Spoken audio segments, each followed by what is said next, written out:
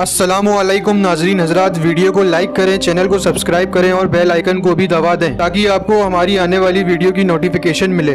आज हम अपने बच्चों को एक बुजुर्ग ने मुझे चिट्ठी लिख करके भेजा, सिर्फ उसकी वजाहत करना चाहता हूँ हया के पर्दे में।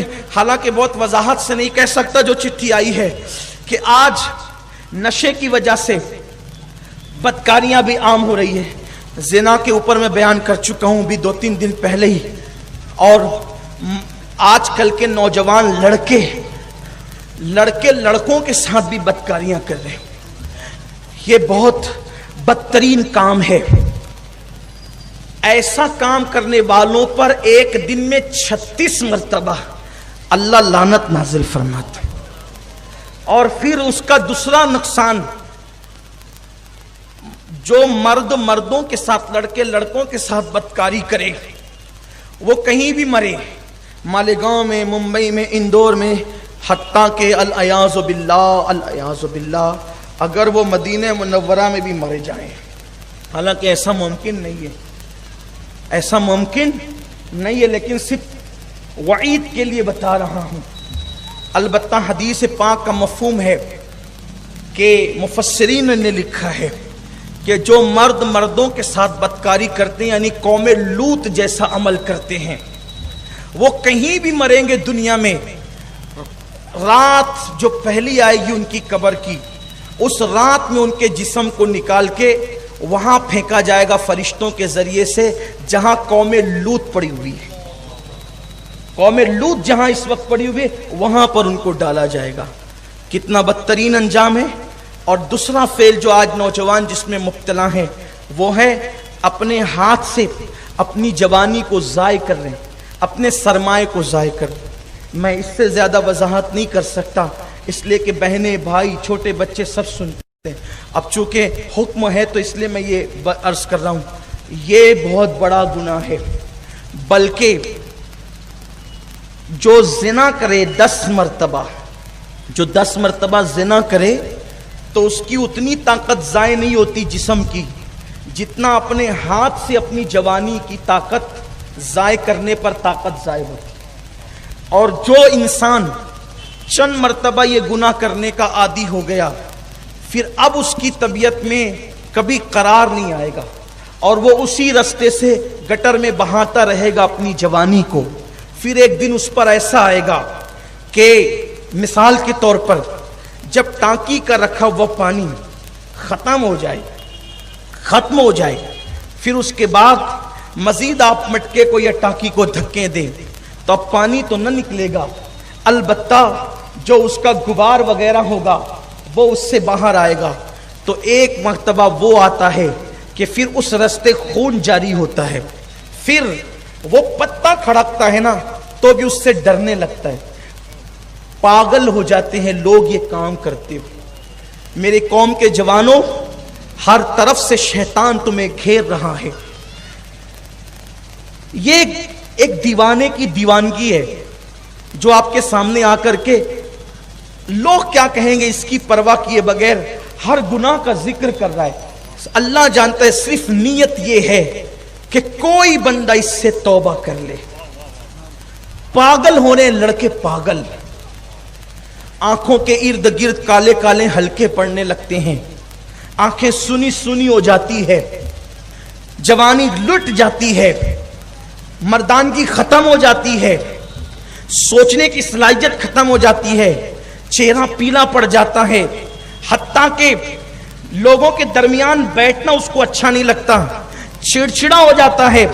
बस ज्यादा नहीं, चंद महीने अगर उसने ये फेले बद किया कि अपने हाथों से अपनी जवानी को ज़ाय किया, फिर जब उसके सामने शादी का जिक्र होगा तो फिर वो चिढ़ जाएगा, मैंने शादी नहीं करनी।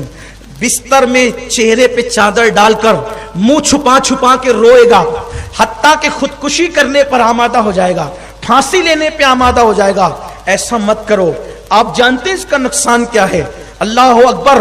अल्लाह के रसूल अलैहिस्सलाम फरमाते हैं क़यामत का दिन होगा, कुछ नौजवान लड़के क़यामत में इस हालत में आएंगे कि उनके हाथ हामला होंगे, उनके हाथों को हमल होगा। अल्लाह के रसूल ने हक बयान करने में मेरे रसूल ने हया नहीं की है।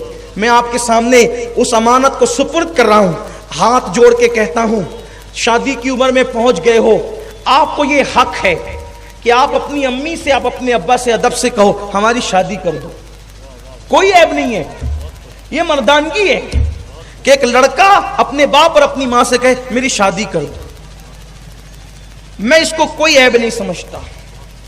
ماں باپ کے پاس, ارے مجھے کھلونے کی ضرورت تھی تو میں کھلونے مانگنے ماں باپ کے پاس جاتا. مجھے پیسوں کی ضرورت تھی, میں پیسے مانگنے کے لیے ماں باپ کے پاس جاتا تھا.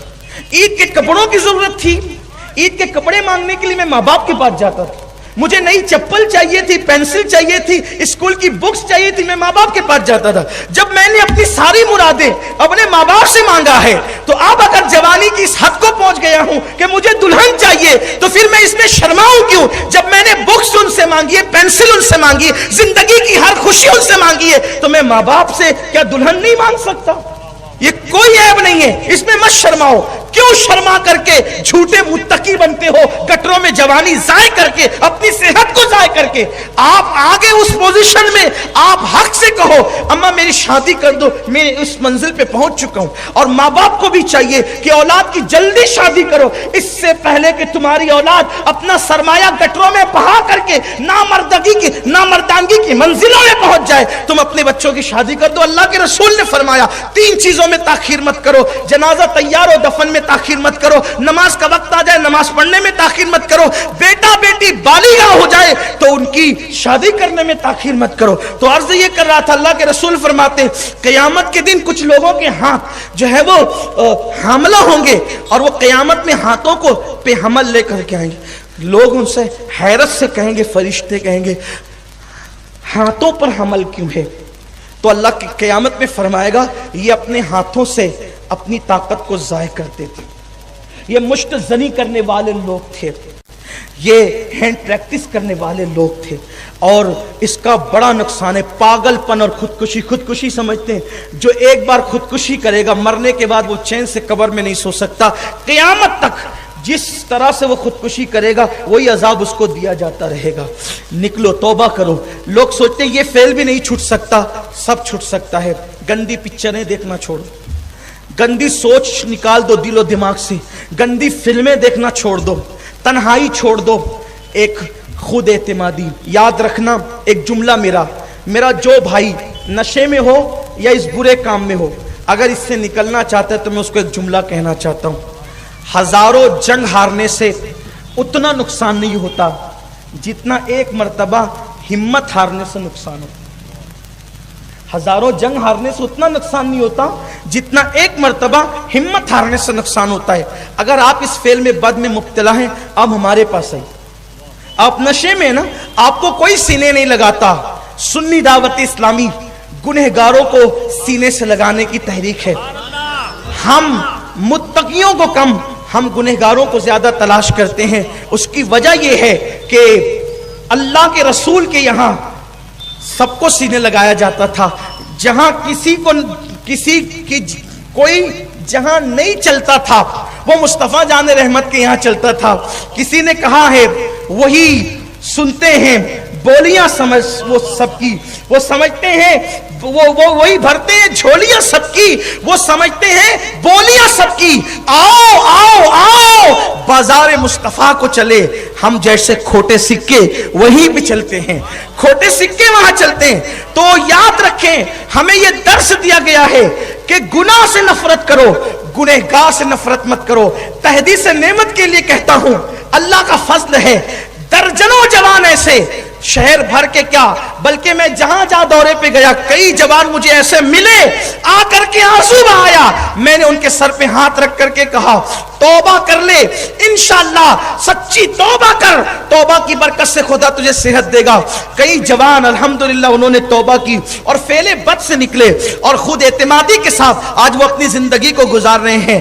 آپ کو ڈرایا گیا ہے کہ اس فعل سے نکل نہیں سکتا, اس فعل سے نکل نہیں سکتا. میرے عزیز, جب انسان کفر کے دلدل سے نکل سکتا ہے, جب انسان شرک کے دلدل سے نکل سکتا ہے, تو انسان اس گناہ کے دلدل سے کیوں نہیں نکل سکتا؟